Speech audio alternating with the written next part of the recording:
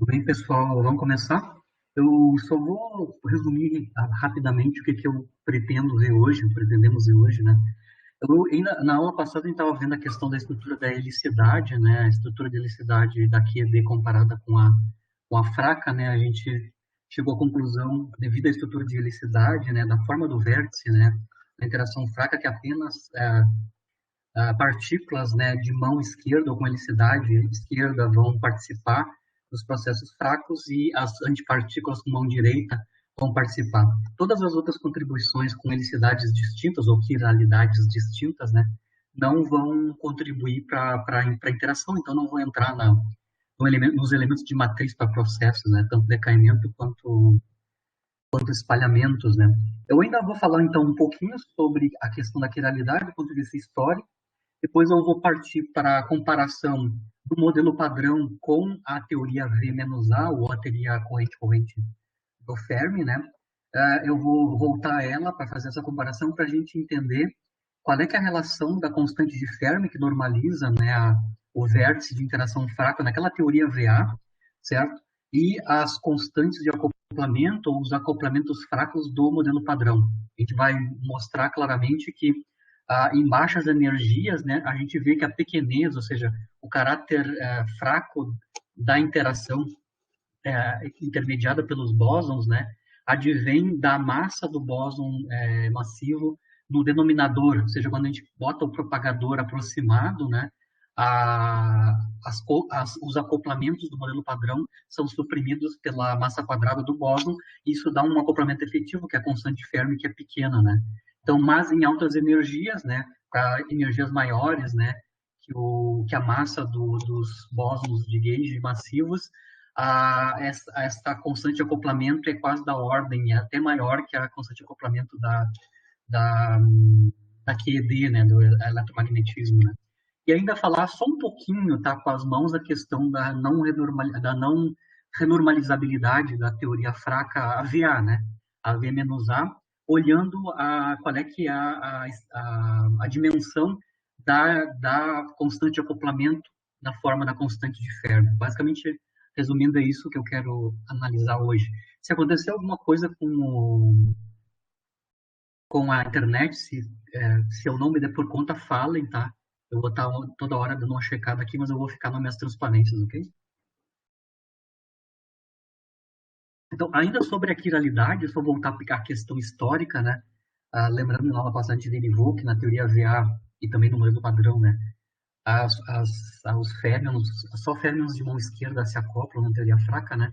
Essa história que a, que a, que a quiralidade tem alguma coisa a ver com a, a não conservação da paridade, né, na interação fraca, do ponto de vista histórico, já apareceu já nos anos 57, tá? Então, só para lembrar, aqui a história, eu vou contar um pouquinho a história para vocês, que o pessoal se deu por conta que quando a gente constrói a teoria de Dirac, né, ou a equação de Dirac correspondente para neutrinos, né, se a gente assume estritamente que o neutrino não tem massa, lembrando que o neutrino aparece em todos os processos fracos, na maior parte deles, né, no decaimento beta, com certeza, lá nos espalhamentos de Moon, decaimento de Moon, também vai aparecer sempre neutrinos. Então, neutrinos é uma partícula-chave na interação fraca, ela é um rótulo, né? Ela é um marcador do tipo de interação fraca. Né?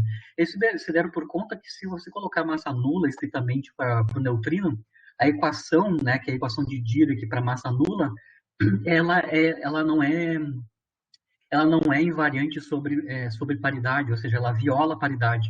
Então, o pessoal tentou explicar a violação de paridade na interação fraca usando o caráter não massivo, massa nula para o neutrino, tá? Então, só para lembrar historicamente, é o que eu estou tentando fazer aqui, né?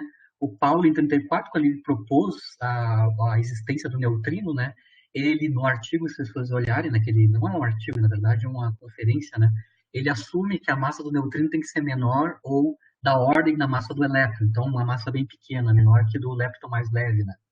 Depois da descoberta, então, da violação da paridade, isso foi o ano 56, né, com o experimento em 57 da VU, paper 56 do TDLI e o CN mostrando que a interação fraca aparentemente viola a paridade. E depois a confirmação experimental pela VU, né, em 57, Imediatamente no mesmo ano do experimento da VU, esse povo aqui, né, o Landau, o próprio TDLI, o CN Ang e o Salam, todos no mesmo ano de 57, eles propuseram que a explicação para a violação da paridade advém do fato que, se a gente olhar a equação que rege, né, a, a equação para férmion-neutrino, se a gente colocar a massa estritamente zero para o neutrino, que ainda está dentro do esperado pelo Pauli, né, a equação que eu obtenho não é invariante sobre operação de paridade,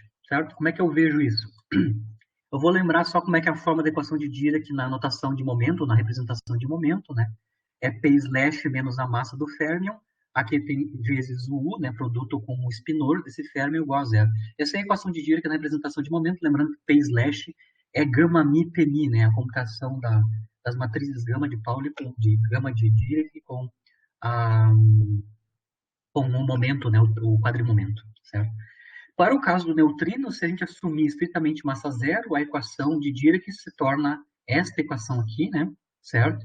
Onde eu vou, só por simplicidade, eu vou escrever o spinor em termos, o spinor U do neutrino em termos de dois bispinores, que eu chamo de Φ e Chi, tá? São bispinores, formando o spinor normal de Dirac, né? Com quatro componentes. Esta equação aqui, se vocês abrirem, né?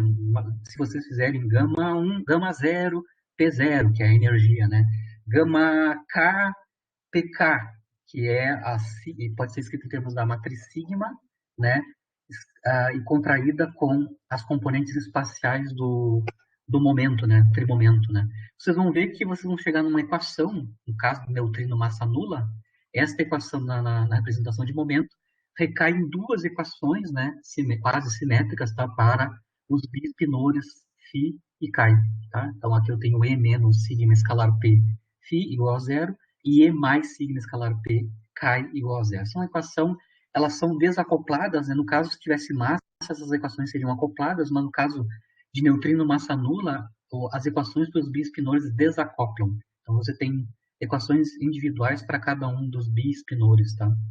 Lembrando que sigma escalar P é proporcional à helicidade, né?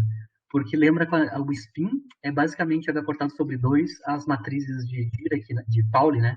Sigma, se eu fizer S produto escalar com P e dividir por duas vezes o módulo de P, eu vou ter helicidade, né? Então dá claro que aqui a helicidade já está entrando explicitamente nas equações para os bispinores. Tem uma questão de troca de sinal, né? Aqui. Se a gente lembrar quem são os spinores de base, né, ou seja, os autoestados, né, da helicidade, né, e nessa minha notação, onde a helicidade está sendo definida como produtos escalares, spin escalar P dividido por 2P, então os autovalores vão ser mais ou menos 1, né, certo? Então aqui eu estou só lembrando, né, qual é, que é a equação de autovalores e autovetores para a helicidade, né. Eu vou ter dois autoestados, cada um deles associados a uma helicidade definida, né, ou par, ou ímpar, ou mais, ou menos, né. E lembrando que, no nosso caso aqui específico, né, quando eu faço essa operação aqui, ó, sigma escalar P, no autoestado de helicidade positiva, né, o que eu vou obter? Lembrando que sigma escalar P pode ser escrito basicamente em termos da helicidade, multiplicada por módulo de P, né, basicamente, certo? E aí eu consigo mostrar que sigma escalar P, que é o módulo do momento multiplicado pela helicidade, né? Quando eu opero a helicidade sobre o φ+, eu vou ter o próprio φ+ a menos no módulo do momento. Então, daqui para cá, eu só estou lembrando que a helicidade está associada com a sigma escalar P a menos no módulo do momento que está no denominador da definição de helicidade, né? A mesma coisa acontece para o autoestado, né, de helicidade negativa, quando a gente opera sigma escalar P sobre o autoestado de helicidade negativa, eu vou obter menos módulo do momento e o próprio autoestado de helicidade negativa. Se eu olhar ali a equação para o neutrino, né, na forma dos bispinores, né, a equação para os bispinores são essas aqui, né, onde eu tenho relações entre os φs, né, E φ igual a sigma escalar P φ, e chi igual a menos sigma escalar P chi, né. São duas equações para os bispinores, né. No caso do neutrino, se a gente manter a massa estritamente nula, né, que é o caso, a energia do neutrino é igual exatamente, claro, com um H cortado C igual a 1, né? A energia do neutrino é basicamente igual ao módulo do termomento, né? E igual a PC, né, para um neutrino sem massa, né? Então, lembrando que no caso, se eu olhar, por exemplo, a equação para φ, né, que é um dos bispinores, né, vocês conseguem ver aqui, se eu colocar E igual a P, né, E igual a P, e qual é que é o resultado desse sigma escalar P sobre φ, né? Vai dar mais P, o próprio φ. A gente vê que o bispinor φ, ele tem helicidade positiva, né? Se eu colocar do lado esquerdo aqui a energia igual ao módulo do momento e operar sigma escalar P, que é proporcional à helicidade, sobre esse spinor, né? Se a gente pegar aqui a, a equação de autovalores, né? Para a helicidade, eu vou ter esse comportamento aqui para os estados que têm helicidade positiva. Então dá para ver claramente que essa equação aqui, no caso de neutrino massa nula, que essa equação aqui define que o bispinor φ tem helicidade positiva, certo? Do outro modo, se eu for analisar a equação para Chi, né, de novo, aqui no lado esquerdo eu vou ter o módulo do momento, no lado direito eu vou ter sigma escalar P é igual a menos momento φ, tá? Então, necessariamente o que eu vou ter aqui, de novo, eu vou ter uma helicidade negativa, né, para o bispinor Chi, né? Porque ele vai obedecer esse tipo de equação de autovalores, né, para a helicidade, né? Quando eu faço essa projeção no alto estado de helicidade negativa, eu vou obter exatamente menos P, né? Menos P vezes π, né? Exatamente. Então, está claro que quando eu assumo massa nula para o neutrino, esses dois bispinores têm helicidade bem definida, né? O φ é positivo, helicidade positiva, e o Chi é helicidade negativa, né? Lembrando que esses dois bispinores vão ser utilizados para descrever o spinor completo para o neutrino em questão, né? Mas, falando a questão esquecendo um pouquinho a questão das helicidades, mas são bem definidas no caso de massa nula, a gente pode mostrar que essas equações aqui, né? As equações para os bispinores, ela não é invariante, não são invariantes sobre a operação de paridade, né? Por quê? Porque quais são as quantidades que estão entrando aqui nessas equações, né, para os bispinores? A energia e basicamente a helicidade, né, a menos do módulo de P, basicamente sigma escalar P é proporcional à helicidade, né, a menos do escalar módulo de P. Lembrando que, como a energia é um escalar, quando eu faço operação de paridade sobre um escalar, o escalar fica invariante sobre transformação de paridade, né? Então, quando eu faço transformação de paridade sobre a energia do neutrino, isso fica inalterado, né? A energia do neutrino fica inalterada. Do outro, então, o lado esquerdo aqui se mantém inalterado sobre a operação de paridade. Agora, quando eu faço operação de paridade nesse produto escalar, que é sigma escalar P, né? Que basicamente é a helicidade, né? A gente já mostrou, mas eu posso mostrar explicitamente, né? Que esta quantidade sigma escalar P, quando eu faço operação de paridade, o sigma é momento angular, né? É um pseudo-vetor. O pseudo-vetor fica invariante sobre paridade, não troca de sinal, mas vetores, né? Vetores puros trocam de sinal, né? Então, sigma escalar P troca de sinal sobre paridade. Ou seja, eu vou trocar, quando eu faço operação de paridade no lado direito, o lado direito troca de sinal, enquanto o lado esquerdo não troca de sinal. Isso significa que a equação, ou as equações, são as chamadas equações de Weyl, né? Essas equações que eu mostrei para o fio Carr é chamada na literatura de equações de Weyl para espinores de duas componentes, né, independentes, né? A equação de Weyl, que descreve o neutrino sem massa, né, ela não é invariante sobre operação de paridade, certo? Porque eu tenho um escalar de um lado e um pseudo-escalar no lado direito. E aí a operação de paridade não deixa invariante as equações. Então, o fato que as equações de Weyl, que descrevem o neutrino sem massa, violam paridade, poderiam, na época, nesses papers de 57, desse povo todo, né, poderiam dar uma explicação, um embasamento teórico, né, de por que a paridade é uma quantidade não conservada violada, né, maximamente. Na interação fraca, lembrando que o neutrino necessariamente aparece sempre em processos de interação fraca, né? Então, um apanhado histórico, né? De onde, pela primeira vez, o pessoal explicou a violação da paridade na forma da não invariância da equação de Weyl para neutrinos de massa nula, né? Frente à transformação de paridade, tá? Lembrando que aqui eu mostrei que tanto o Φ quanto o K eles têm paridades muito definidas se o neutrino tem massa nula, né? Então, o neutrino pode ser de helicidade esquerda ou de helicidade direita, tá? Ele pode ter essas duas helicidades do ponto de vista da equação de Weyl, né? Então, ele pode ter duas helicidades seriam permitidas. Eu poderia medir as helicidades dos neutrinos experimentalmente, né? De algum momento. Eu já comentei com vocês em algum momento lá, acho que na segunda aula, né, que a gente viu a base experimental da interação fraca, né? Eu mostrei que um dos pilares experimentais da teoria fraca é a medida da helicidade do neutrino pelo Goldhaber, né, e colaboradores em 58, né, certo? Eles usaram, então, eu vou falar em detalhe todo esse experimento, mas basicamente eles usaram o captura eletrônica do Európio 152, né, decaindo então em samário excitado 152 com emissão de neutrino. E depois esse samário, no estado excitado, vai ir para o estado fundamental, né, por decaimento gama. Então vai ter uma emissão de um fóton. E nesse experimento eles vão correlacionar a helicidade do fóton com a helicidade do neutrino e vão tentar medir quais são as helicidades do neutrino, né?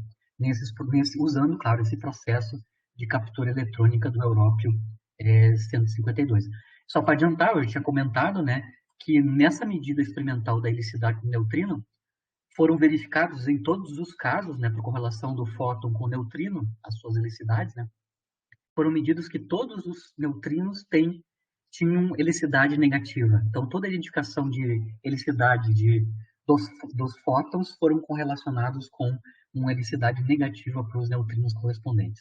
Significando, por esse experimento, né, que os neutrinos só têm helicidade negativa. O que a gente viu na aula passada do ponto de vista da estrutura quiral, né, a teoria VA garante que só vão acoplar na interação fraca a neutrinos de mão esquerda, né?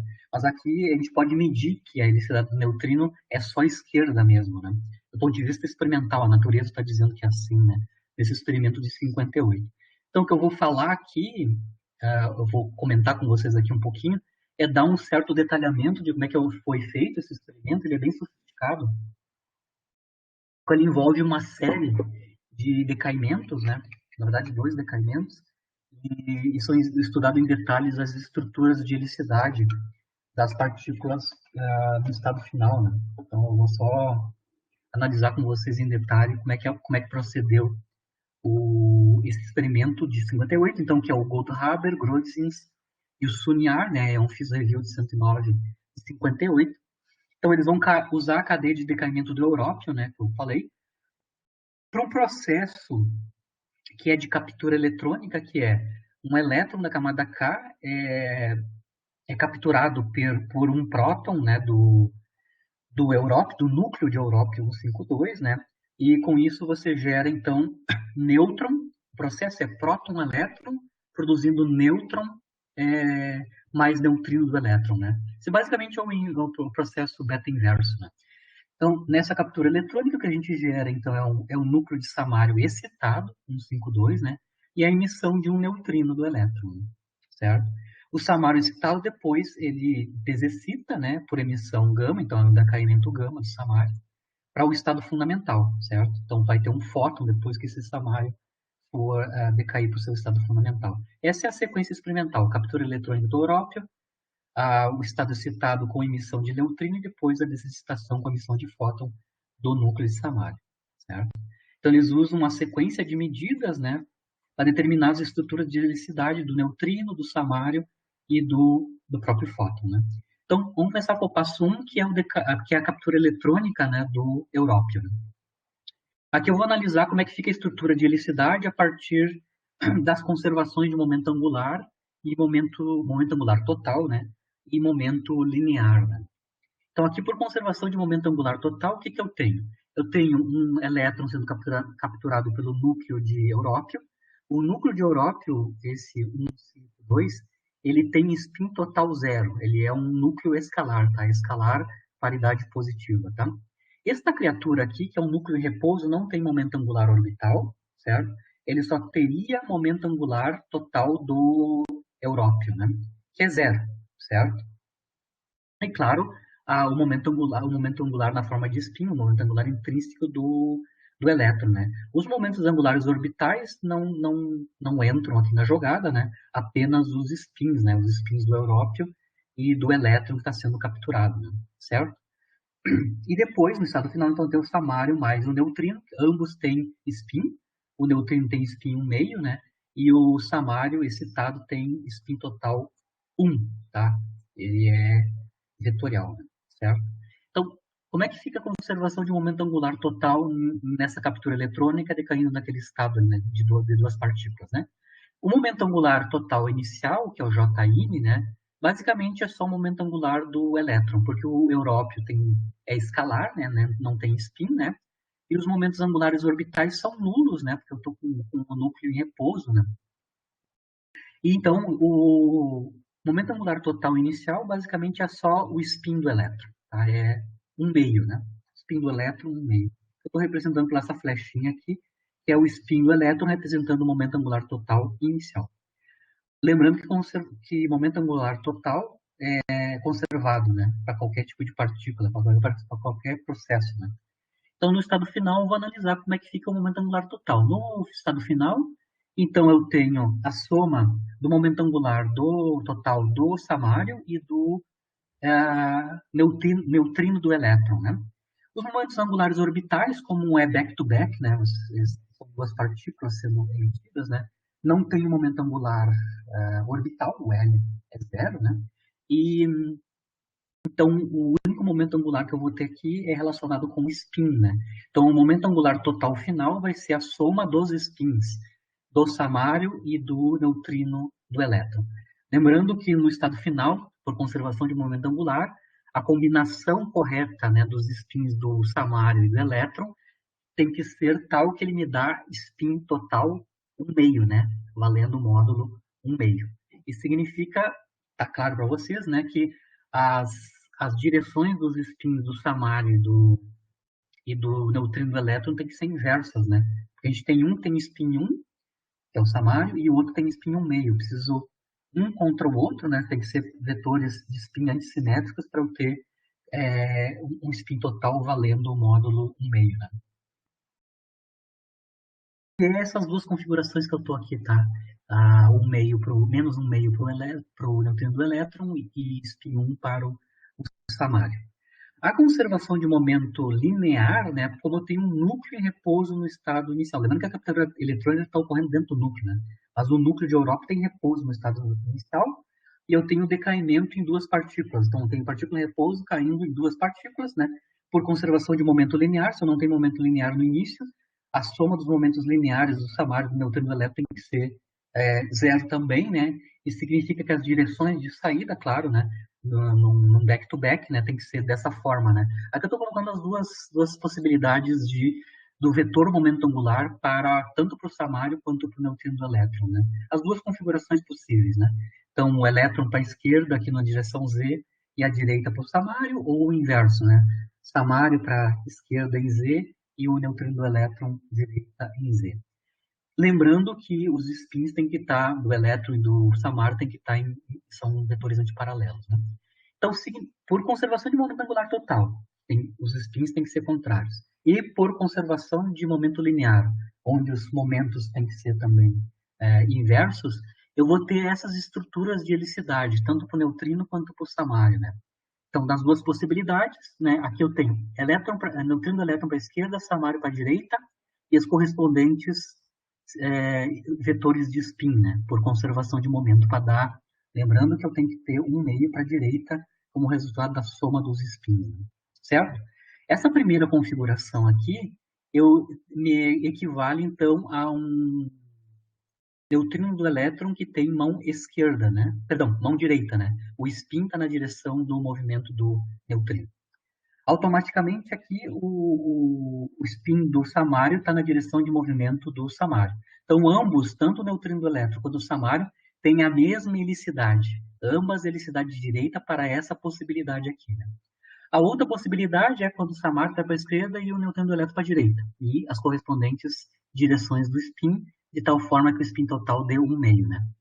Esta configuração aqui corresponde a helicidades esquerdas, né? Aqui no neutrino do elétron, a direção é z positiva e o spin dele é inverso, né? Então, isso significa que o spin está contrário à direção do movimento, isso dá helicidade negativa, né? Então, é mão esquerda. E o samário também vai ter mão esquerda. Então, fica claro aqui da conservação de momento angular e linear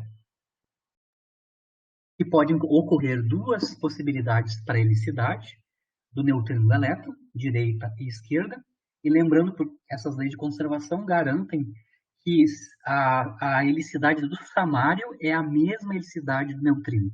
Independente da configuração, se o samário é mão esquerda, o neutrino do elétron vai ser mão esquerda, se o samário é mão direita, helicidade mão direita, o neutrino do elétron vai ser mão direita também. Então eu tenho uma correlação direta entre as helicidades do samário citado e do neutrino do elétron. Certo? Mas a princípio eu teria duas helicidades, né, possíveis, tá?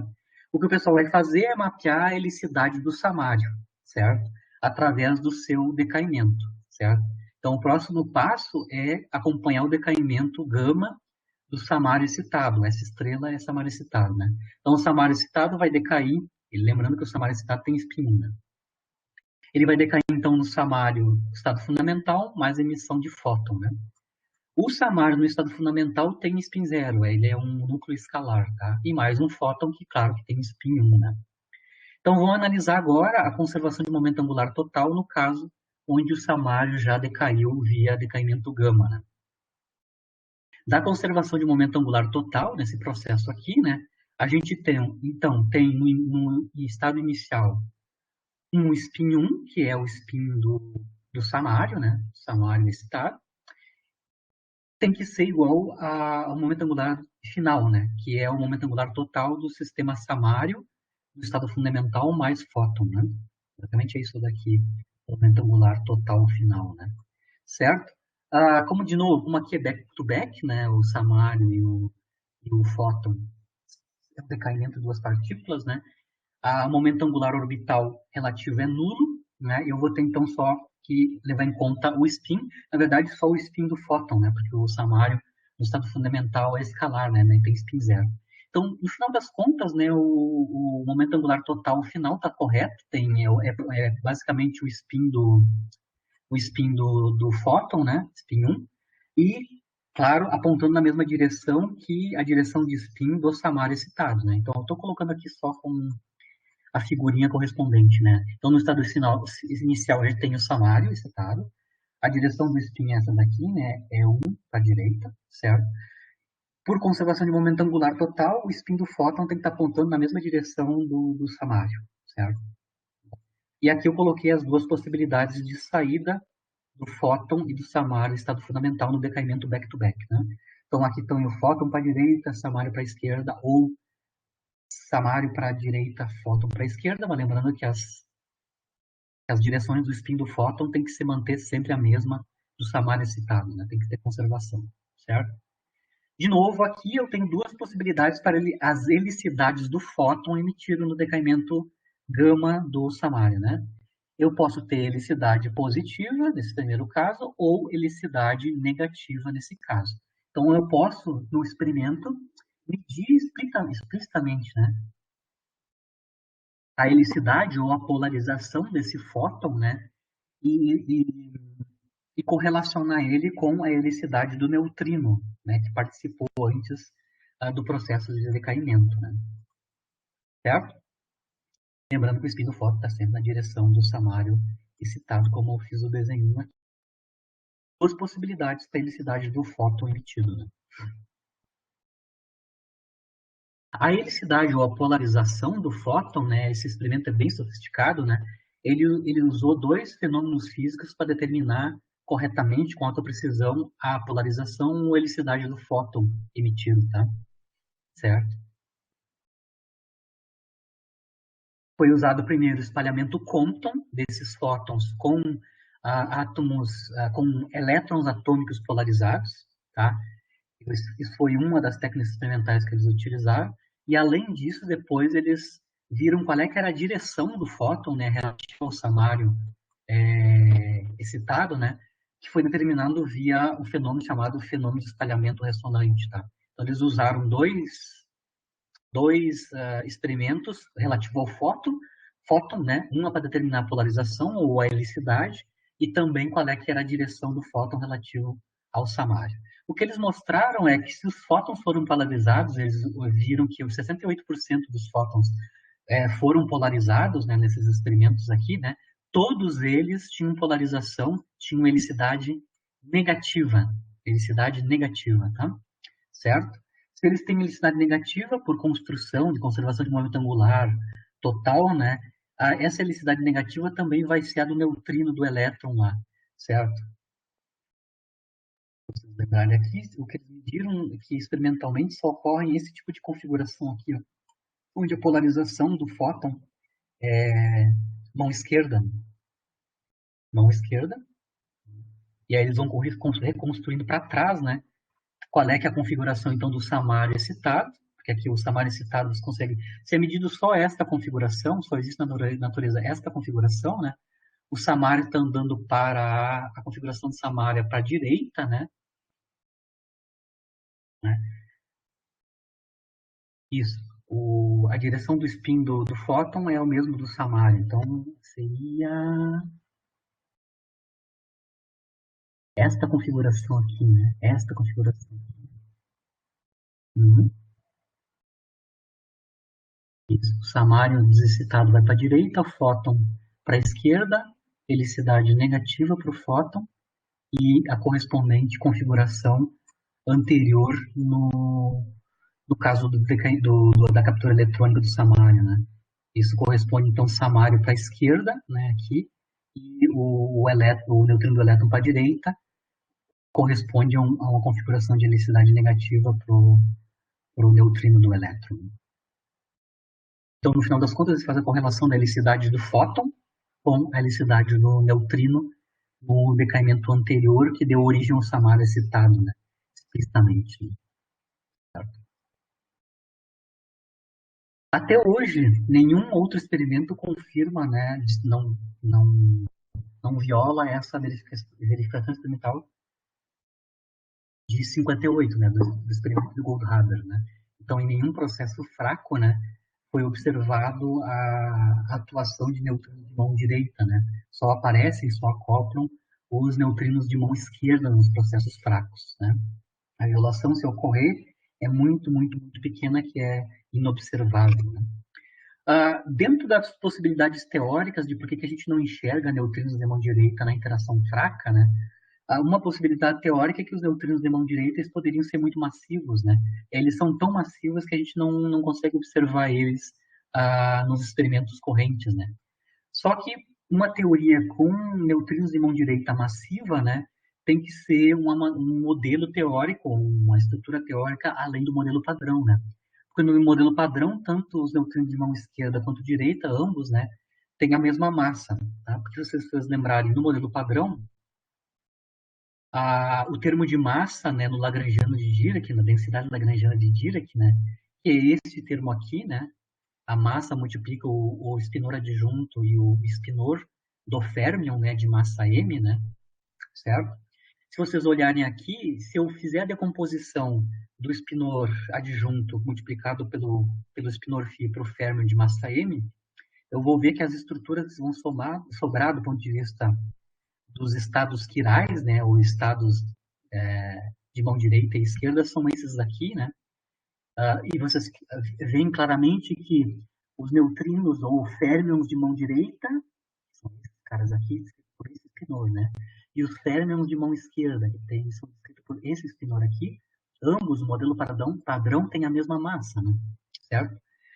Então, para eu dar massas diferentes para o neutrino de mão direita relativo à esquerda, eu vou ter que fazer extensões no modelo padrão, onde eu vou ter que alterar o termo de massa, né? Ou adicionar termos posteriores, onde eu tenho a separação das massas dos estados de mão direita dos mão esquerda, tá?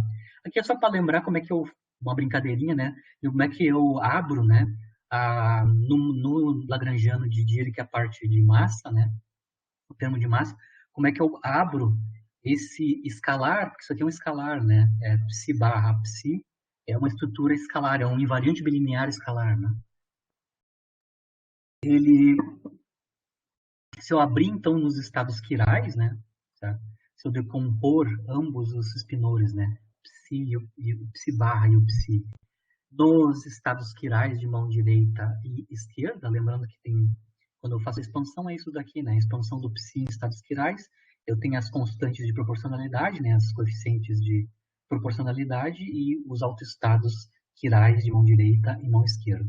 Aqui no psi barra eu estou aplicando no mesmo espinor, já decomposto na base quiral, né? O espinor adjunto, ou a operação do adjunto, né? A gente mostrou na aula passada, né? E a operação do adjunto na decomposição tem esta cara aqui, né? Os coeficientes ficam os complexos conjugados deles, originais, e o próprio espinor adjunto na base quiral, né? E aí eu vejo que quando eu decomponho esse escalar aqui na base quiral, né? Eu tenho 4 contribuições quirais, né? Os misturados e os de mesma mão, né? Então, direita, direita, esquerda, esquerda, direita, esquerda, esquerda, direita, né? Eu posso mostrar que os direita, direita, esquerda, esquerda, nessa estrutura escalar do termo de massa, são zero, né?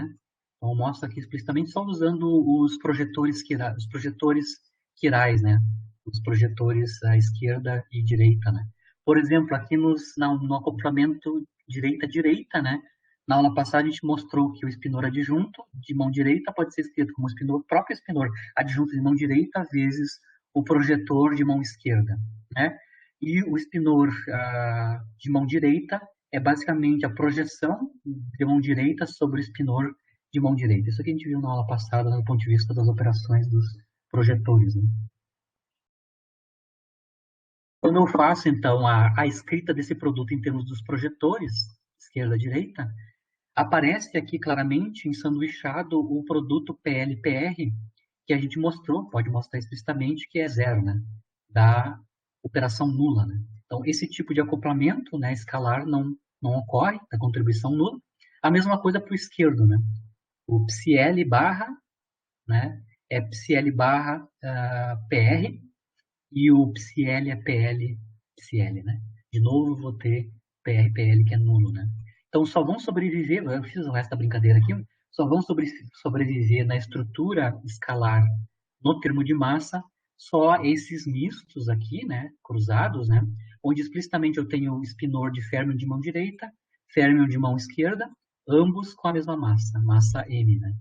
Então, no modelo padrão, dois férmions, os dois tipos de férmion, né, esquerda e direita, todos eles têm a mesma massa, eu vou ter que alterar via um modelo além do modelo padrão, se eu quiser dar massa maior, né, para os férmions de mão direita, certo? Só para resumir a questão da estrutura quiral, falando particularidades históricas, né, da onde o pessoal tentou explicar a, a quebra da invariância de paridade na interação fraca via assumir que o neutrino tem massa identicamente nula, né, estritamente zero. Agora eu vou falar um pouquinho sobre, como eu tinha comentado no início da aula, qual é que é a comparação entre o modelo padrão completo, a predição do modelo padrão completo para espalhamentos, né? Então, todos os diagramas de Feynman, o modelo padrão com a interação fraca, né? Comparando com a teoria V-A, ou a teoria vetorial do Fermi, né? Corrente-corrente, né? E comparar qual é a relação entre a constante de Fermi, que dá a intensidade da interação fraca na teoria VA, né? E o acoplamento fraco no modelo padrão. A gente vai ver que eles estão relacionados, né? E a constante de Fermi é pequena devido ao aparecimento no modelo padrão da massa, né? A massa do bóson massivo no denominador, na forma do propagador. Né? Então, só para lembrar, né, que em baixas energias, a gente mostrou na aula passada o propagador completo do bóson, né? Se eu estou com energia baixa, onde o quadrimomento do bóson trocado é muito menor que a sua massa, né? O propagador pode ficar muito parecido com o caso do fóton, né? ou seja, eu tenho a estrutura gemini em cima, mas embaixo, ao invés de ter o Q2, que é o quadrimomento do fóton ao quadrado, a gente vai ter basicamente a massa apenas do propagador massivo, a massa do bóson massivo, né? E aí eu vou comparar o modelo padrão completo para um espalhamento férmion-férmion desse tipo aqui, ó, certo? Então, que eu estou espalhando dois férmions, né? Espalhamento do férmion F1 com F2, via troca de um bóson massivo, né? Na interação fraca, carregado, e medando dois férmions, né? F3 e F4. Então, tenho acoplamento férmion-férmion, que eu posso modelar por corrente-corrente, ou teoria VA da década de 50, 60, né? E comparar isso com o modelo padrão, tá? Então, nos dois casos, né? No modelo corrente-corrente do Fermi, certo? Onde a estrutura é só vetorial, né? Que conserva a paridade, né? Da interação desses dois férmions indo do férmio 3,4 no estado final, certo? No limite de propagador muito massivo, né? Do intermediador aqui ser muito massivo, a gente mostrou, né? Nas aulas anteriores, que se o propagador ou a partícula intermediadora é muito massiva, basicamente a interação é tipo pontual, né, ou de contato, que a gente chama, né? Seria uma interação de contato de quatro férmions, que foi o modelo original do Fermi, né, para interação fraca, né, como sendo uma interação de contato entre quatro férmions, onde eu tenho um vértice pontual de quatro férmions, né? Então aqui eu tenho como é que seria o elemento de matriz na teoria do Fermi, né, corrente-corrente vetorial, para uma interação desse tipo, fraca, né? Certo? Então aqui a gente tem as estruturas vetoriais das duas correntes, né? A corrente de cima, que envolve os férmions 1 e 3. Então aqui eu tenho o espinor do férmion entrando, que é o férmion 1, o férmion saindo, designado pelo espinor adjunto, né? E a estrutura vetorial do vértice, né? Gama mi, e o acoplamento, né? O acoplamento é a raiz de GF, né? Raiz de GF, onde GF é a constante de Fermi, né? Que dá a intensidade da interação fraca nesses modelos, né? Antigos de corrente-corrente fermiônica ou na própria teoria VA, né?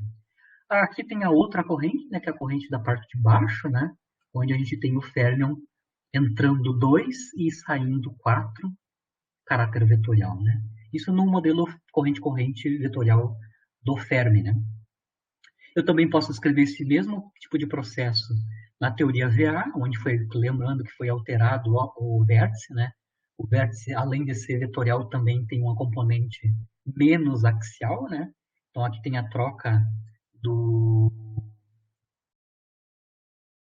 a troca do vértice, né? Onde a gente introduz então a projeção de mão esquerda, o projetor quiral, né, de mão esquerda na forma do 1 meio, né? 1 meio 1 menos gama 5, né? Certo? Então a gente troca gama mi por gama ni multiplicado por 1 menos o gama 5, que vai dar o menos gama 5 vai dar o caráter axial, né? Menos axial para a teoria, né? Certo? E a gente mostrou que isso aqui viola a paridade maximamente, né? Do jeito que tá feito aqui na teoria VA, né? De novo, ó, só foi alterado o vértice, né? Que agora é VA. O acoplamento ainda continua sendo a constante de Fermi. Então, em cada vértice aqui, o acoplamento associado, né? É raiz de GF, né? Lembrando que eu tenho duas correntes, então o acoplamento final, corrente-corrente, é proporcional à constante de Fermi, né? A constante de Fermi, tu pode calcular processos de decaimento ou espalhamento e comparar com o experimento, né? E determinar, né? Fitar experimentalmente, né? Quanto é que vale a constante de Fermi, né? Que dá a intensidade da interação fraca nesses modelos corrente-corrente, né? Aqui eu mostrei os dois casos, vetorial e vetorial menos axial, e eu vou comparar isso com o modelo padrão completo, né? Padrão completo. Aqui está, então, o elemento de matriz no caso do modelo padrão, né? O que muda, né, no modelo padrão, como a gente estava comentando na aula passada, né? O propagador. O propagador tem uma estrutura bem mais complicada, né?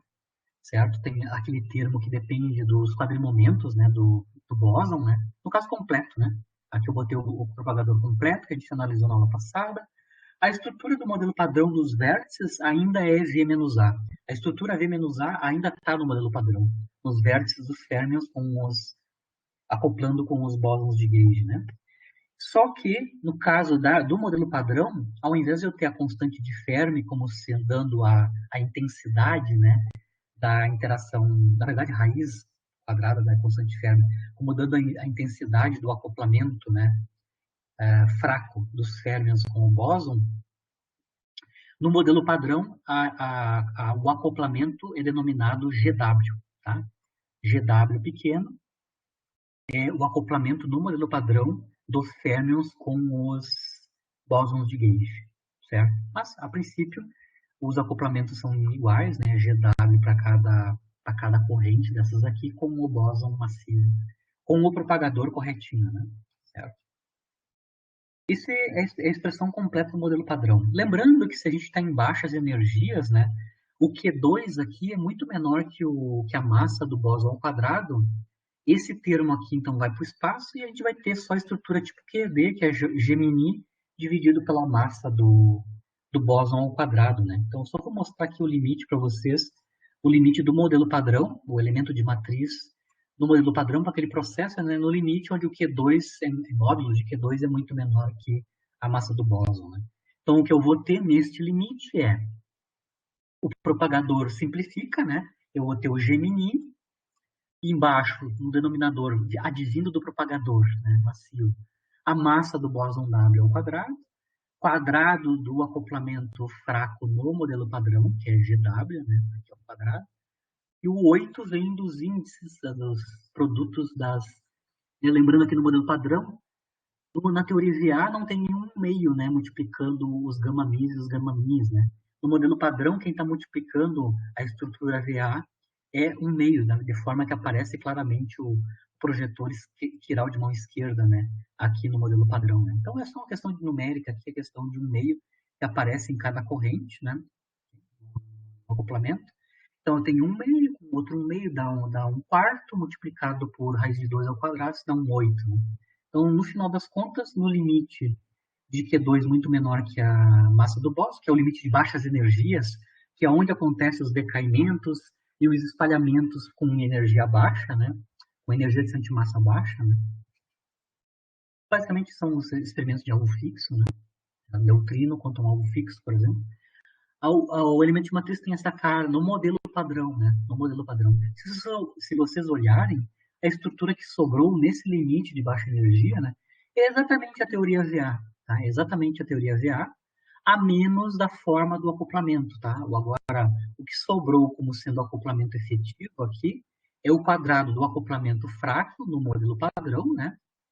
É a intensidade GW, dividido por 8 massa quadrada do bóson W. Se a gente comparar a teoria VA de baixa energia, né, que é essa daqui, né, cujo acoplamento, ou cuja intensidade é a constante de Fermi, né, GF, com o limite do modelo padrão.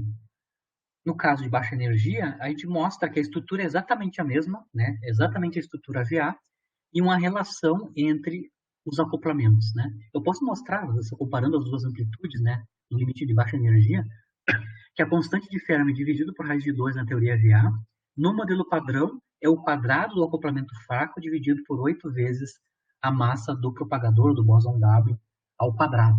Lembrando que M ao quadrado é gigante, né? A massa do bóson da W e Z ao quadrado é 10 na 2, né? 10 na 2 é quase 10 na 4, né? 90 GeV, isso é 90 GeV ao quadrado, isso é quase 10 na 4. Quase 10 mil GeVs quadrados é o que vai estar aqui no denominador, né? Certo? Voltando para essa comparação entre o acoplamento de Fermi, né, constante de Fermi, e os acoplamentos do modelo padrão, né, se vocês lembram bem, as constantes de acoplamento adimensionais são escritas no modelo padrão como sendo o G quadrado, que é o acoplamento, a intensidade da interação, ao quadrado dividido por 4π, né, certo? Eu medi experimentalmente os valores experimentais da constante de Fermi já vem lá do decaimento beta foi feita pelo próprio Fermi, né? Então, por exemplo, o Fermi usou o modelo dele corrente-corrente, aquelas transições, um certo tipo de transição onde o elemento de matriz é fácil de calcular, né? que são as chamadas transições, decaimento beta, né? Transições no decaimento beta chamadas superpermitidas, que são os casos onde o núcleo no estado inicial e final no decaimento beta tem exatamente os mesmos números quânticos e spin zero. Então, as transições superpermitidas são desse tipo aqui, né?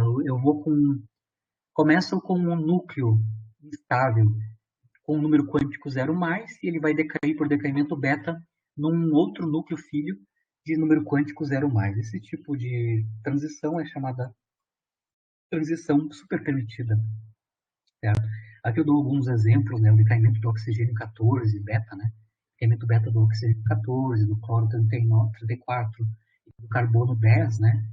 Via decaimento beta, são os casos onde os núcleos têm o mesmo número quântico no início e no fim, e é escalar, né? Escalar paridade positiva, né? Nesses casos, o elemento de matriz para o decaimento beta, no caso não relativístico, né, é analiticamente calculável. Eu só vou mostrar para vocês rapidinho, eu não quero incomodar com vocês sobre a conta em si, né. No caso não relativístico, né, esse tipo de decaimento superpermitido, né, pode ser calculado analiticamente, porque o elemento de matriz aqui nesse decaimento, né, então o que eu estou mostrando aqui, como é que eu calculo a constante de decaimento lambda, né, decaimento beta, né, que é o lambda é a constante de decaimento beta para esse processo, né, em termos do elemento de matriz, na teoria de Fermi não relativística, esse elemento de matriz, né, é o sanduíche do operador.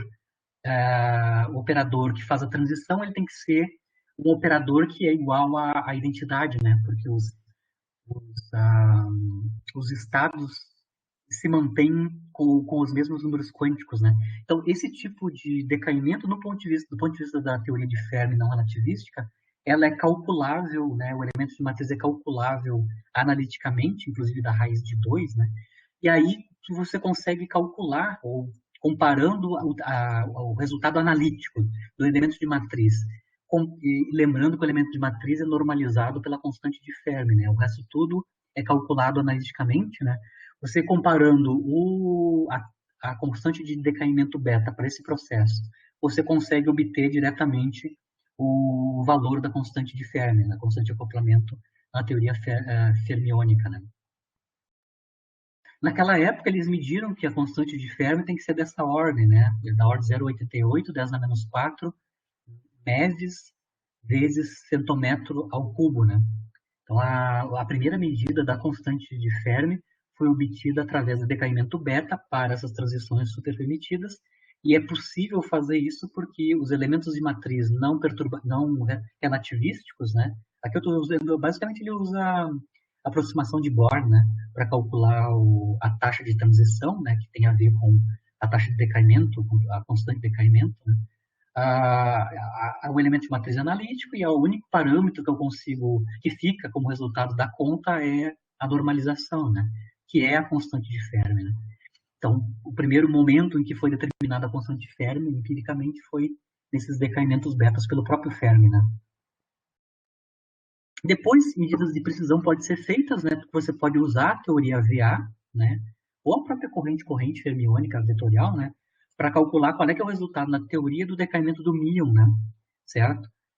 Como o míon tem massa muito menor que a massa do W, né? Aqui, claro, é o caso de baixa energia, onde a teoria VA é a teoria correta, que pode ser calculada os processos fracos, né? Então, você pode calcular quanto é que é a largura de decaimento, né? Ou a taxa de decaimento do míon em elétrons, né, mais neutrinos, né? Isso, lembrando que a taxa de decaimento, a largura de decaimento é o inverso do tempo de vida, né, da vida média do míon. Então, se tu medir experimentalmente a vida média do míon e comparar com a predição teórica, né, na teoria, tu consegue também obter a constante de Fermi com alta precisão, tá? Na teoria VA, certo? Que é a teoria aquela adaptada do Fermi, né, onde eu tenho a violação da paridade.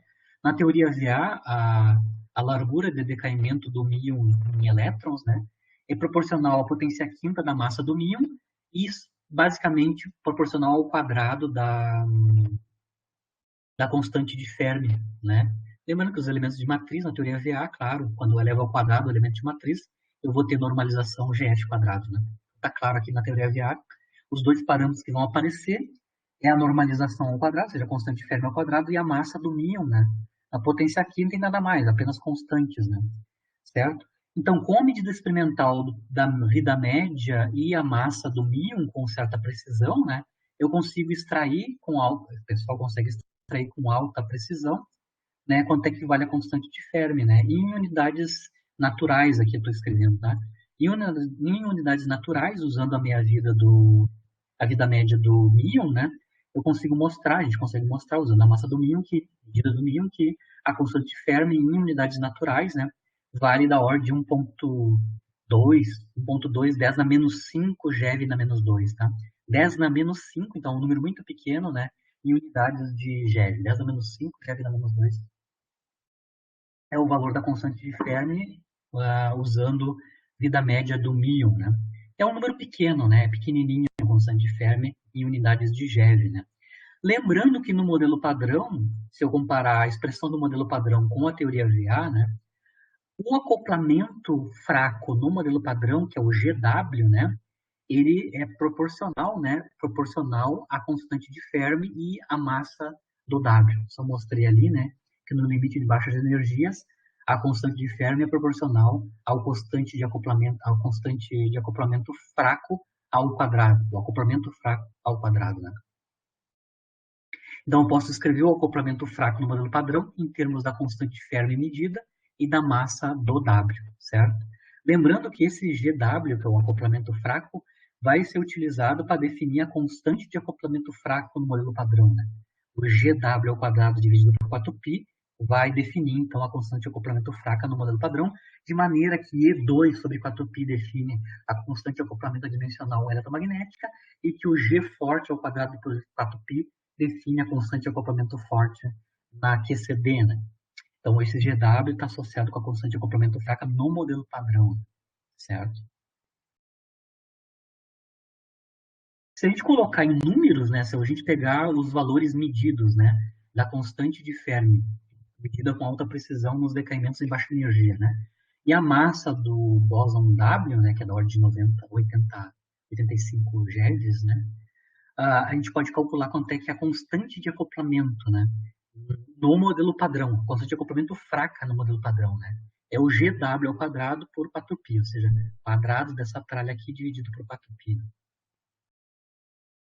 Se eu colocar em números, né, tudo em GeV, como mostrei para vocês, né, mas claro, eu vou obter um alfa dimensional, e a ordem de grandeza desse alfa fraco no modelo padrão, né, é 1 sobre 30.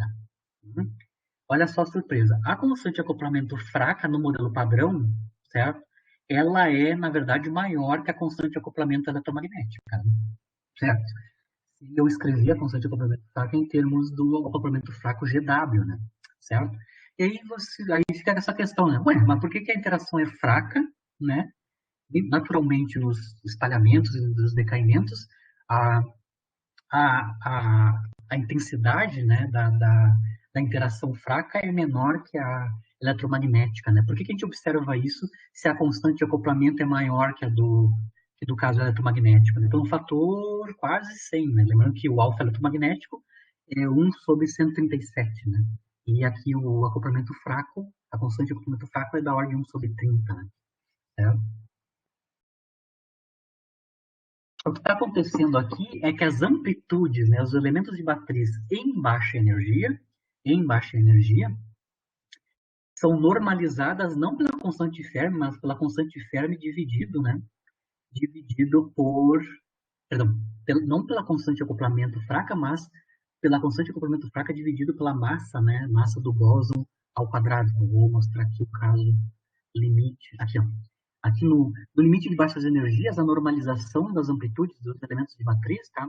Elas podem ser escritas em termos do acoplamento fraco, que no modelo padrão é maior que o eletromagnético, mas no limite de baixa energia, esse acoplamento fraco está sendo suprimido pela massa do W ao quadrado, que é enorme, tá?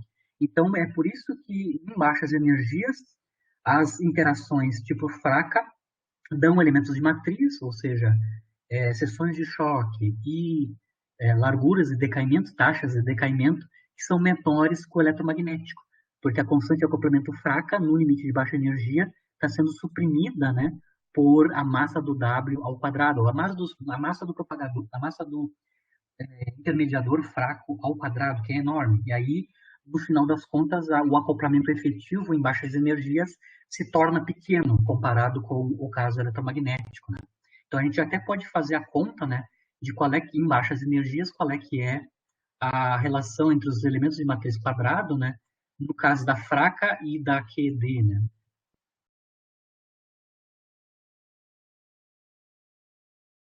Então, a razão dos elementos de matriz quadrada numa teoria fraca e numa QED, onde eu estou trocando na fraca bóson massivo e na QED um fóton de quadrimomento Q, né, cujo quadrimomento quadrado é Q2, né, quando eu comparo esses elementos de matriz, na verdade o quadrado dos elementos de matriz, que é proporcional às seções de choque, né, ou matriz de espalhamento, né, a razão desses elementos de matriz ao quadrado fraco comparado com a QED, no limite de baixas energias, basicamente é a razão que na quarta sobre a massa do bóson intermediador massivo na potência quarta. Então, claramente, devido em baixas energias, devido à massa do bóson ser muito grande e está na potência quarta aqui nessa razão, né, os processos eletromagnéticos são muito menores que os fracos, né, suprimidos por potência quártica na massa do bóson W ou do bóson Z, no caso da corrente neutra, né,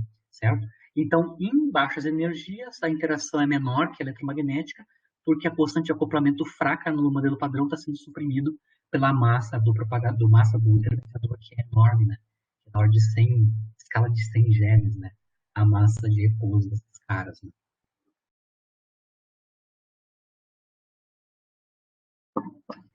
Voltando à teoria corrente, a corrente, né, ou a teoria V-A, né, lembrando que ela era a teoria vigente antes de ser construído um modelo de gauge, né, teoria de gauge para interação fraca, né, ela descreve em baixa energia, ela é exatamente igual ao modelo padrão do ponto de vista, se eu estou vendo a posteriori, né, vindo tudo de um panorama atual, né, comparando a teoria VA historicamente com o modelo padrão, sabendo como é que funciona o modelo padrão, né?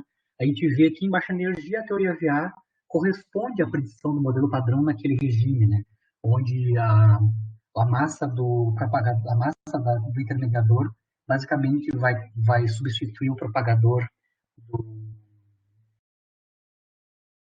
do bóson, né? A parte do denominador, né? Uma outra coisa interessante aqui, apesar que no regime fraco, né? No regime de baixa energia, a gente tem a supressão do acoplamento com massa quadrada.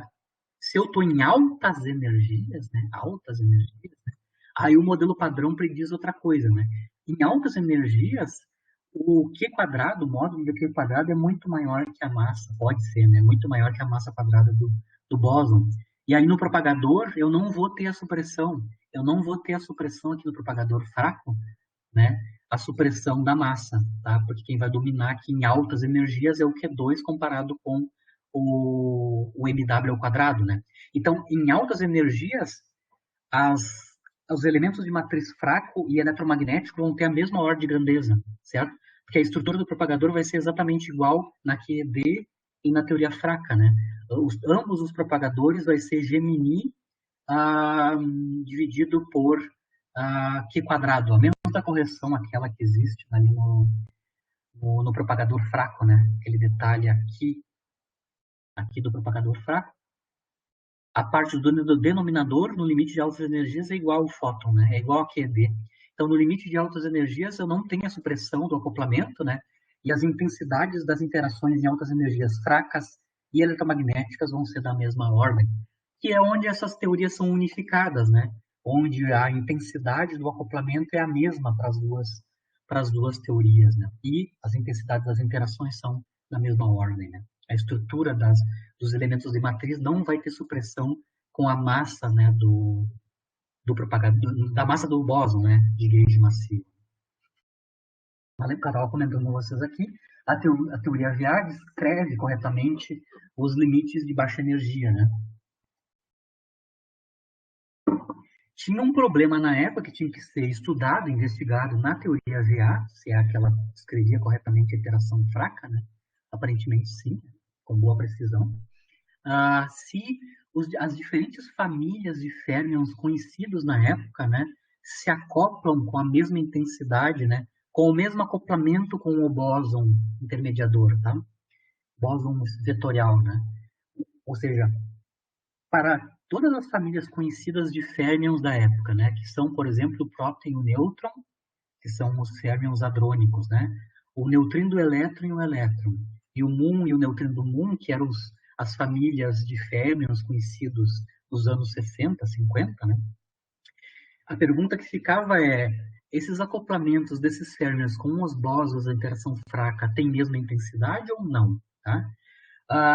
Já antes de ser proposta a teoria VA, né, uma série de pessoas, série de pesquisadores, né, propuseram que o acoplamento, ou seja, a intensidade da interação fraca, né, o acoplamento dos bósons intermediadores, né, da interação fraca, deveriam ser iguais independentes da família, tá?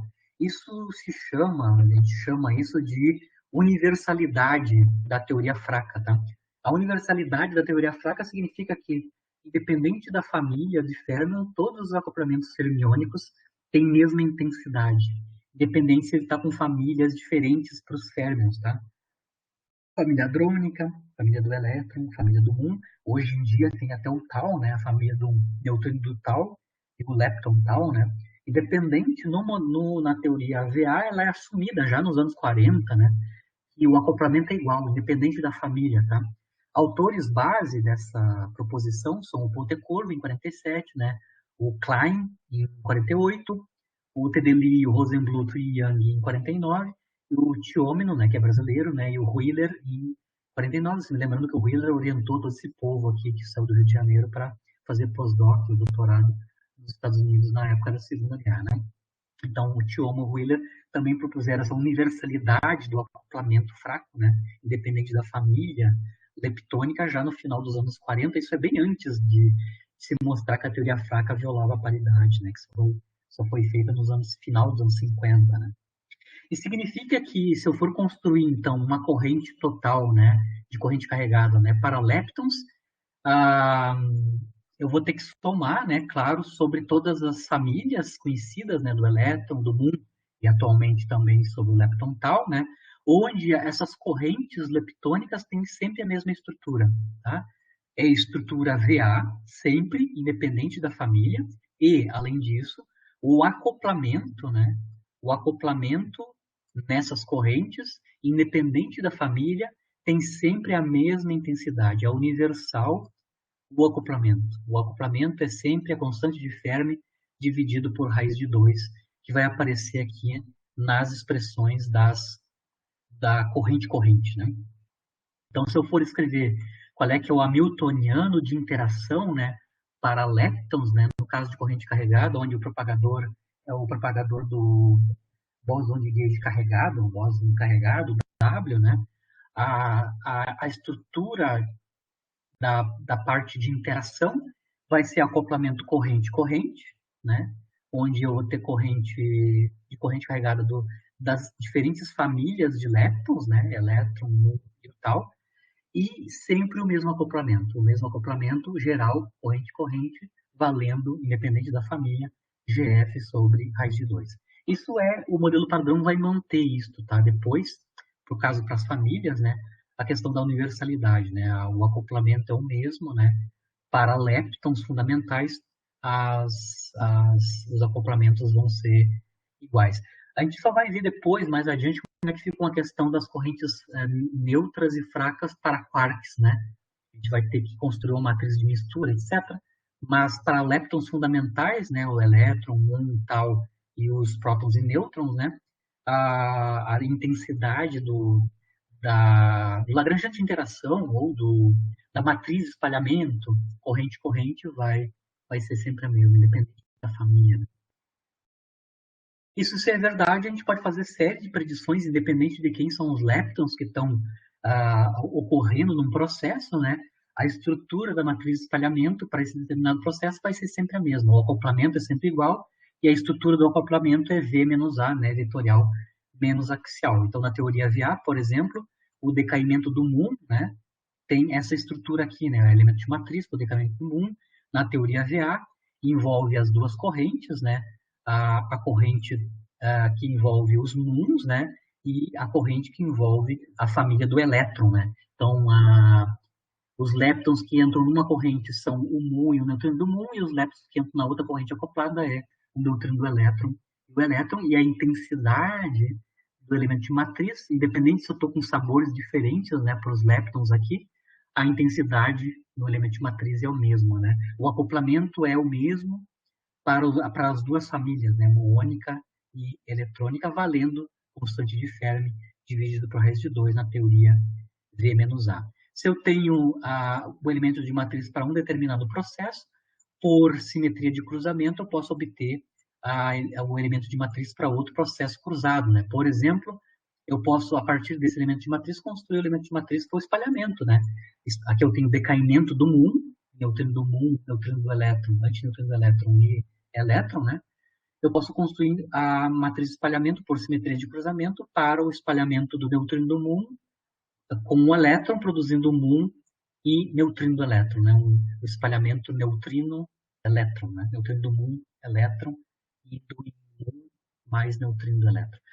O elemento de matriz é o mesmo, né? Vejam bem que esses dois processos estão conectados por cruzamento, né? O que eu fiz aqui é passar um antineutrino do elétron que está no estado final para o estado inicial. Quando a gente faz esse cruzamento, a partícula vira antipartícula e partícula vira a antipartícula correspondente, tá? Então, o antineutrino do elétron vai virar neutrino do elétron quando eu faço o procedimento de cruzamento, né? E aí eu tenho o estado inicial, que é neutrino o neutrino do muon elétron já está aqui, e o estado final vai ser neutrino do elétron mais muon, obtido por cruzamento. E a elemento de matriz é a mesma, tá? O elemento de matriz para o decaimento e para o espalhamento, neutrino do muon elétron é a mesma da teoria VA, certo? Onde que está por trás da teoria VA, a suposição é que as famílias de lepton acoplam da mesma maneira, tem a mesma constante de acoplamento no acoplamento dos férmions daquela família com o bóson intermediador, né? Para finalizar a aula, eu vou voltar na questão da constante de Fermi. Eu mostrei para vocês que ela é mensurada, é medida, né? É pequena, né? A constante de Fermi em unidades naturais é pequenininha, né? 10 na menos 5, né? 10 na menos 5, GeV na menos 2, a ordem de grandeza. Lembrando que ela tem unidades em unidades naturais, né? Dimensão em unidades naturais e a energia ou massa na menos 2, né? Essa é a dimensão da constante de Fermi, né? Ela tem dimensão de massa na menos 2, né? Ela tem essa dimensão, ou seja, em unidades naturais é GeV quadrado, GeV na menos 2, né? Mas isso é a unidade de massa na menos 2, essa é a dimensão da constante de Fermi.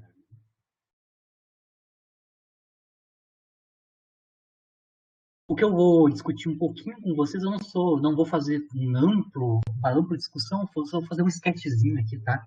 De que se a gente olhar a constante de Fermi, tá? E a dimensão que ela tem, tá? Se você sabe um pouquinho sobre contas dimensionais em teoria quântica de campos, você vê que essa teoria V menos A, cujo acoplamento universal é a constante de Fermi, certo? Ela vai nos dar uma teoria que é não renormalizável, tá? Então, eu tenho já, mesmo que o pessoal da época dos anos 60, né, final dos anos 50, apesar da teoria já ser muito boa, descrevia todos os processos em baixa energia fracos, né, o fato da constante de acoplamento ter dimensão de massa na menos 2 já acende um alerta vermelho que essa teoria vai ser não renormalizável. Não renormalizável no sentido que se eu vou além do nível de árvore, né? Lembrando todos os diagramas que eu fiz aqui, corrente com vocês, é nível de árvore, tá? Eu posso ir para a próxima ordem na constante de acoplamento, eu vou ter loops, tá? Em geral, na maior parte das teorias, nos loops a gente tem divergências de ultravioleta, tá? Tem teorias que a gente consegue tratar essas divergências de ultravioleta ou não, né? Na QED, o Feynman mostrou, né? Feynman, Tomonaga e o Dyson, o Feynman Dyson, né? Mostraram que na QED as, as divergências de infravermelho que aparecem, perdão, de ultravioleta que aparecem nos loops, né, podem ser tratados, podem ser removidos através de um procedimento que é chamado renormalização, tá? No caso aqui da teoria VA, devido à constante de acoplamento ter aquela dimensão que ela tem, tá? A gente já sabe, só por contagem dimensional, né, por análise dimensional, a gente já sabe que essa teoria vai ser não renormalizável no sentido que se eu for para uns diagramas em loops, os infinitos dos loops não vão poder ser removidos, tá? Os loops, as divergências que aparecem no ultravioleta, né, nos diagramas de loop e de mais altas ordens, né? O loop e mais altas ordens não vão poder ser removidos, tá? Eu vou fazer só um breve resuminho como é que eu enxergo, olhando a constante de acoplamento de uma teoria, como é que eu enxergo se ela é renormalizável ou não, né? Tá? Lembrando que a constante de acoplamento fraca, eu mostrei ali que a ordem de grandeza em unidades naturais é GeV na menos 2, né? Ou seja, tem unidades de massa na menos 2, né? Certo? Lembrando que aqui nas naturais, massa é igual a energia, né? Então, GeV é igual a massa na menos 2. O fato dela ter dimensão de massa na menos 2 vai denunciar, então, que ela é uma teoria não renormalizável. Por quê? Existem teoremas em teoria quântica de campos, né, relativo à renormalização, né? Que se uma interação é superficialmente, uma interação vai ser superficialmente renormalizável, ou seja, renormalizável, né?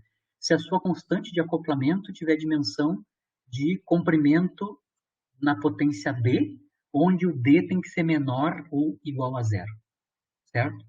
Então, uma teoria vai ser renormalizável se a constante de acoplamento tem dimensão de comprimento na D, onde o D é negativo ou zero, certo? A teoria vai ser não renormalizável se aquela constante dele, aquele parâmetro D ali, for maior que zero, certo? Muito bem. Na constante de Fermi, certo? Ela tem dimensão de massa na menos 2, né? Lembrando que comprimento é a dimensão do inverso de massa, né? Comprimento tem dimensão de inverso de massa, então significa que a constante de acoplamento adimensional, a constante de acoplamento na teoria VA, que é a constante de Fermi, né? Ela tem dimensão de comprimento ao quadrado, né? Comprimento ao quadrado. É massa na menos 2, mas massa é o inverso de comprimento, então eu tenho dimensão de comprimento ao quadrado. Então, a constante de Fermi, na teoria VA, tem dimensão de comprimento ao quadrado. Comprimento ao quadrado significa que o parâmetro D aqui é 2, né, nessa teoria. Constante de acoplamento tem D igual a 2 para a dimensão em comprimento. D igual a 2 é maior que zero, e isso recai, então, nos casos onde eu tenho teoria não renormalizável. Né? Então, está claro que a dimensão da constante de Fermi nos diz que essa teoria naturalmente vai ser não renormalizável. Eu tinha comentado com vocês depois, né? O modelo padrão, na verdade a teoria unificada, né, do Gresham, Weber e Salam, vai tentar construir uma teoria renormalizável, né, sem divergências, né, usando teorias de gauge, né, que são mostradas ser completamente renormalizáveis, né, para modelar a interação fraca, né. Mas a teoria VR, só olhando a constante de acoplamento por análise dimensional e sabendo esse teorema, esse comportamento das teorias com a dimensão em comprimento, a gente já vê que ela é uma teoria não renormalizável. Agora eu só vou fazer uma brincadeirinha com vocês, tá? Só para a gente entender como é que eu obtenho as dimensões das quantidades, né? Dos campos e das constantes de acoplamento, fazendo de novo a análise dimensional, né? Aqui eu fiz análise dimensional para a constante de Fermi, mas eu quero fazer análise dimensional para os campos também, só para a gente entender como é que funciona, né? Certo? Então eu vou usar a teoria de campos em 4 dimensões, né? Eu lembro sempre que a dimensão da ação, né, é sempre h cortado, né? A dimensão da ação é sempre h cortado. Lembrando que a gente obtém a ação como a integral no espaço de 4 dimensões, né? O d4x, né? Da densidade lagrangiana, né? a densidade lagrangiana para a teoria de campos que eu estou interessado, né? Mas lembrando sempre que a dimensão de ação é sempre H cortado, né? Agora, por exemplo, se eu vou para o campo escalar, né? Onde a gente conhece a densidade lagrangiana para o campo escalar, né? Eu vou aqui lembrar o campo escalar φ, né? Ah, aqui está a expressão da densidade lagrangiana para o campo escalar, né? Aqui está a parte do lagrangiano onde eu tenho o campo escalar livre, né? Onde eu tenho o termo cinético e o termo de massa, né? Para esse campo escalar, se eu estou pensando em campo escalar massivo, né? E, eventualmente, eu tenho ainda o lagrangiano, a parte do lagrangiano associada à interação entre esses campos, né? Aqui eu coloquei explicitamente a interação, a famosa interação quártica, né? A famosa teoria Φ4, né? Eu tenho acoplamento de quatro escalares, né? Na quarta, né? Onde a intensidade do acoplamento desses quatro campos escalares é lambda, né? É a constante de acoplamento associada à interação de quatro escalares, né? Essa é a expressão usual para o campo escalar, né? O que eu vou mostrar aqui para vocês é como é que eu sei qual é, que é a dimensão, né, do campo escalar. Né? Ele tem que dimensão, né? Dimensão em massa, em dimensão de massa ou comprimento, né? Que eu estava falando. Lembrando que em qualquer teoria eu sempre consigo construir um acoplamento, que eu chamo de G estrela, e uma escala, tá? Que é lambda, que tem unidade de massa, tá? Em geral, esse lambda aqui, essa escala é associada ao cutoff que eu vou utilizar lá na regularização quando eu considero loops na minha teoria, né? Mas voltando à questão aqui do campo escalar, onde eu conheço a densidade lagrangiana, e eu quero agora determinar qual é, que é a dimensão do campo escalar. Que unidades ele tem, né? Ou que dimensão ele tem, tá? Lembrando, então, que a integral sobre todo o espaço quadridimensional, né, da densidade lagrangiana, do L, né, tem que ter dimensão de ação, né, ou seja, tem dimensão de H cortado, né. Se eu pegar só a parte cinética, né, só o termo cinético aqui do campo escalar, né, que tem as derivadas do campo duas vezes, né. Então, basicamente aqui eu tenho a derivada do campo quadrática, né, na ordem 2, né. E fizer análise dimensional aqui, né, eu consigo entender qual é, que é a dimensão do campo escalar, tá? Bom, eu sei que a ação, que é a integral d4x da densidade lagrangiana, se eu olhar só a parte cinética, né, eu vejo que a ação tem unidades de H cortado, né? A integral aqui, que é o d4x, tem dimensão de comprimento na quarta potência, né? Lembrando que comprimento é inverso de massa, então o d4x tem dimensão de massa na menos 4, né? A derivada tem dimensão de inverso de comprimento, né? Ou, automaticamente, dimensão de massa, né? Ao quadrado, porque aqui no termo cinético eu tenho a derivada do campo ao quadrado, né? Então, a derivada ao quadrado, no termo cinético, tem dimensão de m quadrado, massa ao quadrado, né? E a própria dimensão do campo ao quadrado, né? A dimensão do campo φ ao quadrado. Lembrando que essa integral aqui, da densidade lagrangiana, tem que ter dimensão de H cortado, né? Então, está claro aqui que para o campo escalar, né, de m é a dimensão de massa, o campo escalar tem que ter dimensão de a raiz quadrada de H cortado, quando eleva ao quadrado ambos os lados aqui, né? Raiz quadrada de H cortado, e aqui eu tenho massa na menos 2, né? Que passa para lá, depois da raiz quadrada como massa, né? Então, eu consigo mostrar claramente por análise dimensional, né? Que a dimensão do campo escalar tem dimensão de raiz de H cortado, né? Vezes dimensão de massa. Basicamente, se H cortado é IC igual a 1, o campo escalar tem dimensão de massa, certo? Agora, se eu analisar qual é que é a dimensão que tem que ter o acoplamento aqui na teoria Φ4, né? No acoplamento de quatro escalares, né? Que é o termo de interação no campo escalar, onde o acoplamento é lambda, né? Qual é que tem que ser a dimensão de lambda para que a ação tenha dimensão de H cortado, né? Então, eu vou fazer o mesmo procedimento, né? Eu vou mostrar claramente que o lambda ali na teoria Φ4, né? No acoplamento de quatro escalares, né? Tem que ter dimensão de acoplamento G estrela ao quadrado, onde o G estrela tem que ter dimensão de raiz quadrada de H cortado. Então, aqui eu faço o mesmo procedimento que o caso anterior. Eu quero saber quanto é que é a dimensão do acoplamento efetivo na teoria F4, né? Então, eu tenho um acoplamento pontual de 4 férmions, cuja intensidade desse acoplamento de 4 férmions pontual é lambda. Quanto é que é a dimensão desse lambda?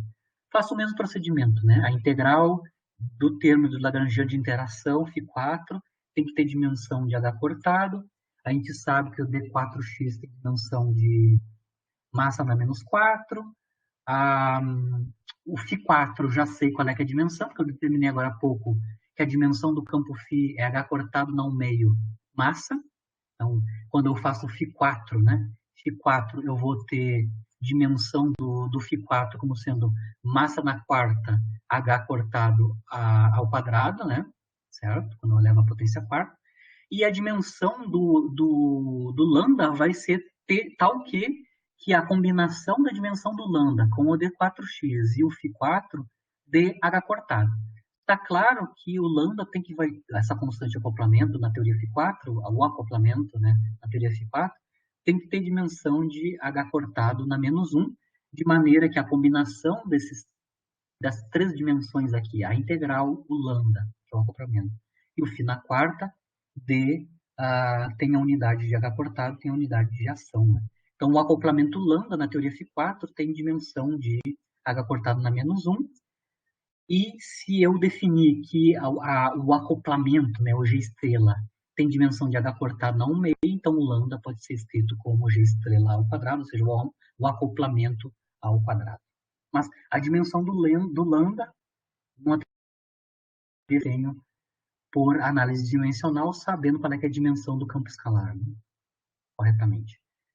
De maneira geral, eu posso escrever qualquer lagrangiano, né, de interação, que em termos do campo, os lagrangianos são escritos em termos dos campos e das derivadas dos campos. Né? Eu posso sempre reescrever, reescalar, né, os campos de maneira que eu obtenha quantidades adimensionais. Né? Então, por exemplo, aqui no caso do campo escalar, como eu sei que a unidade dele, né, a dimensão dele é H cortado ao meio vezes massa, eu posso reescalar esse campo de maneira que eu obtenha algo adimensional, tanto para o campo quanto para a derivada do campo, né? Certo? Eu posso ver que para o campo escalar, se eu multiplicar ele por um acoplamento G estrela, que vale inverso da raiz de H cortado a dimensão, né? E dividir pela escala de massa, ou do cutoff, né? Que é a escala, tem escala de massa, né? Esta quantidade aqui, G estrela por lambda, multiplicado por φ, onde φ tem esta dimensão, é adimensional. A mesma coisa acontece com a derivada do campo, né? Se eu dividir a derivada do campo pela escala de massa, né? Eu obtenho uma quantidade adimensional, né? Então, eu posso sempre escrever o lagrangiano do campo e da derivada do campo em termos de objetos adimensionais, que são os campos e suas derivadas adimensionalizados, né? Então eu posso construir uma função adimensional de quantidades ou de argumentos adimensionais, e eu posso dar a dimensão correta para a densidade lagrangiana a partir da escala e do acoplamento ao quadrado. Certo? Então a unidade ou a dimensão de L vai ser dado por lambda na quarta dividido por G estrela ao quadrado. Eu só, para finalizar, eu quero só determinar também, fazer análise dimensional com vocês e determinar qual é que seria a dimensão, né, dos espinores, né? Um espinor tem qual dimensão, do ponto de vista da escala de massa, né? Certo? Então, eu vou analisar aqui o lagrangiano de Dirac para livre, né? Então, estou escrevendo aqui o lagrangiano, a densidade lagrangiana para os férmions livres, tem esta cara aqui, né? Tem o termo de massa e o termo onde eu tenho a derivada dos espinores, né? Com a estrutura gama-min, né? Certo? Esse é o lagrangiano de Dirac, a densidade lagrangiana de Dirac livre, para férmion livre. De novo, a integral dessa densidade lagrangiana no volume em 4 dimensões, aqui eu esqueci de fazer a integração, né? 4x, né? Eu integro em D4x essa densidade lagrangiana para os campos fermiônicos. Por exemplo, se eu pegar só o termo cinético aqui, tá? Só essa partezinha aqui.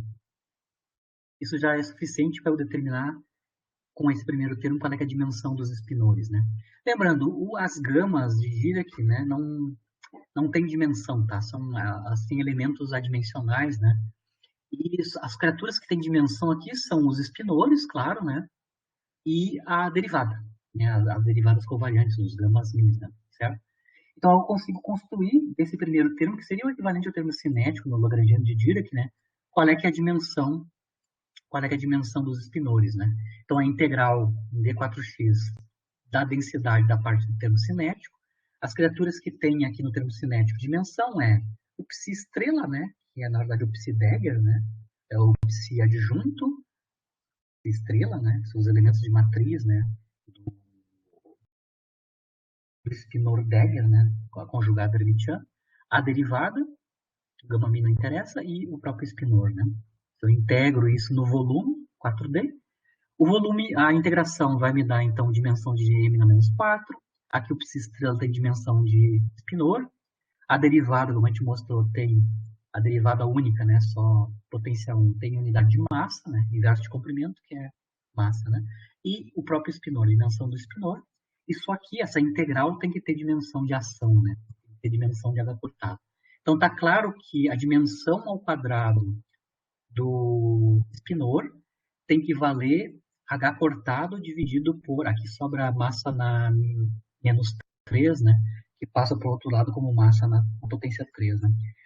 Então, a dimensão do espinor ao quadrado dá h cortado, dimensão de h cortado, dimensão de massa ao cubo.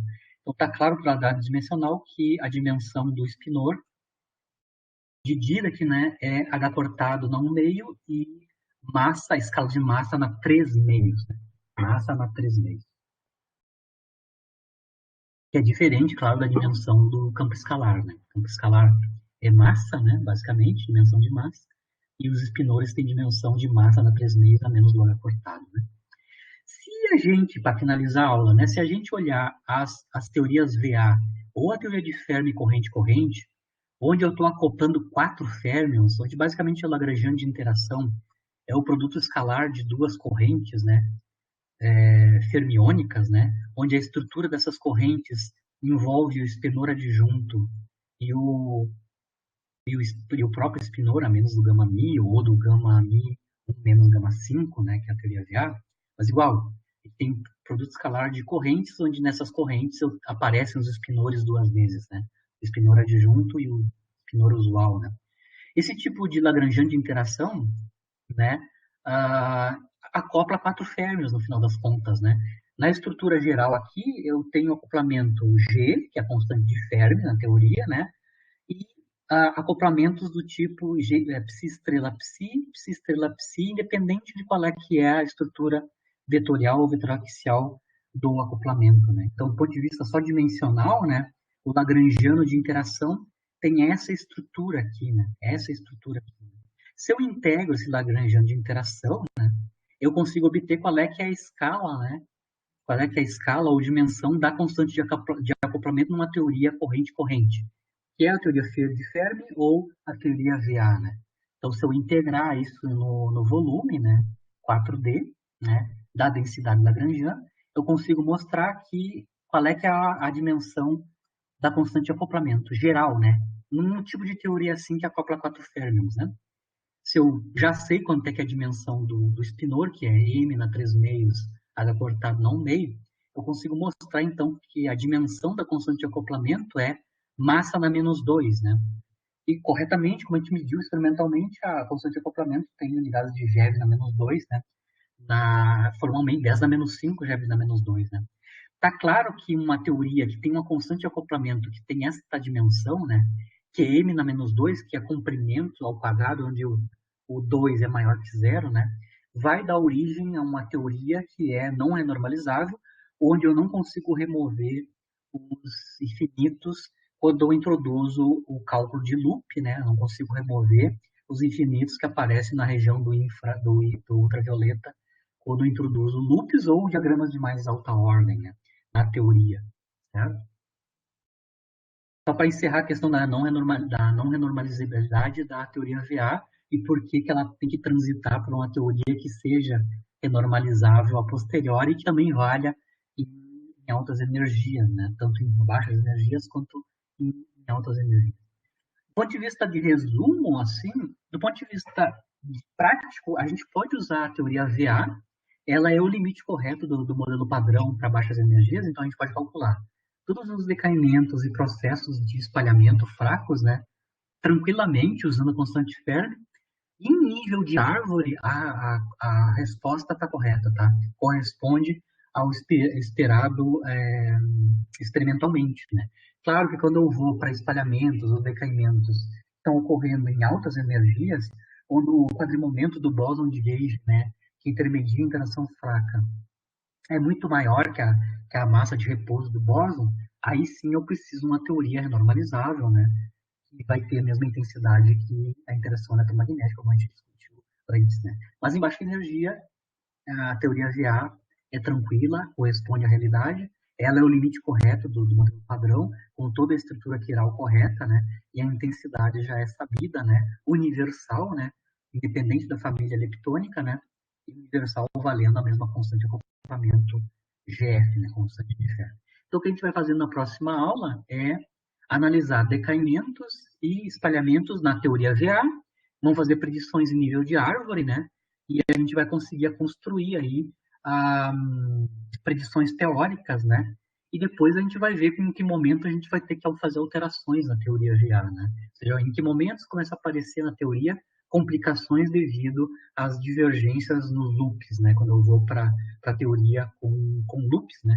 Mais próxima ordem, acima do nível de árvore. Mas nas próximas aulas a gente vai fazer todos os espalhamentos e decaimentos usando a teoria VA, tá? Calculando os elementos de matriz, aprendendo a calcular por diferentes técnicas, né? Tanto pela técnica de traço quanto pela técnica explícita dos espinores, usando os espinores de quiralidade ou de helicidade, né? Calcular os elementos de matriz e os correspondentes seções de choque ou larguras de decaimento, vidas médias, para todos os processos fracos conhecidos, né? E fazer a comparação com as medidas experimentais. Né? Então, nas próximas aulas eu vou fazer decaimento do íon, né? O espalhamento de neutrinos, né? Tanto com leptons quanto com quarks, né? E a gente vai indo até chegar no limite da teoria VA, né? Certo? Aí fico à disposição de vocês, se vocês têm alguma dúvida, pergunta, ficaram com um questionamento ainda, comentários sobre a aula ainda, né? Pode escrever aí se quiserem. Né? Mas, a princípio, encerro aqui. Na verdade, hoje foi uma aula mais genérica, assim, só falando particularidades históricas, né? Da teoria VA ou da teoria de Fermi, né? E a comparação com o modelo padrão já, né?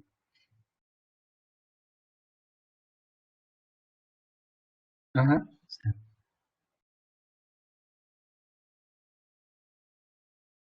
O que é crucial da aula de hoje, na verdade, é o que interessa, na verdade, além da toda a parte histórica, né? O que tem que ficar da aula de hoje é o seguinte, né? Em baixas energias, os elementos de matriz, então seções de choque e larguras de decaimento são menores que os processos tipo QV, né? Porque a constante de acoplamento fraca está sendo suprimida pela massa do bóson carregado, né? Se eu estou em altas energias, isso deixa de ocorrer, né? Então, um ponto crucial da aula de hoje é que eu mostrei que a constante de acoplamento fraca no modelo padrão, ela é maior que a constante de acoplamento eletromagnética, né? É maior que 1/137, né? O fato de a gente ver em baixas energias as interações fracas serem de menor intensidade que as eletromagnéticas vem basicamente do fato que a constante de acoplamento está sendo suprimida pela massa quadrada do bóson intermediador. Basicamente é isso que tem que ficar da aula de hoje, né?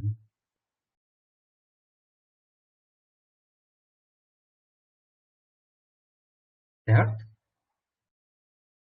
Vocês não têm dúvida, tranquilo. Então, um bom fim para todos. Se vocês têm mais alguma dúvida, vai mandar e-mail, tá? Mas, basicamente, a aula de hoje, a ponto-chave é isso, né? Comparando o modelo padrão com a teoria em baixa energia, VA, né? O que interessa é que ela é fraca, ou seja, tem intensidade menor que a eletromagnética devido à supressão da constante de acoplamento fraca no modelo padrão pela massa do bóson. Isso em baixa energia. Em altas energias, elas estão unificadas, né? Então, as intensidades são da mesma ordem, né? Tanto QED quanto fraca.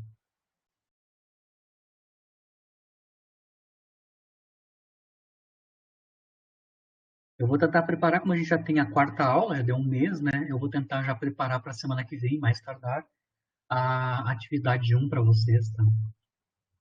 Para colocar em prática, né, as nossas contas, né, dessa parte da teoria. Exatamente. Uhum. Em altas energias, os acoplamentos são da mesma ordem, né? 10 na menos um, 10 na menos 2, né? 1 sobre 30 e 1 sobre 137, né? Só em altas energias. Altas energias significa energias muito maiores, né, que a massa do bóson W ao quadrado ou a massa do Z ao quadrado. Né?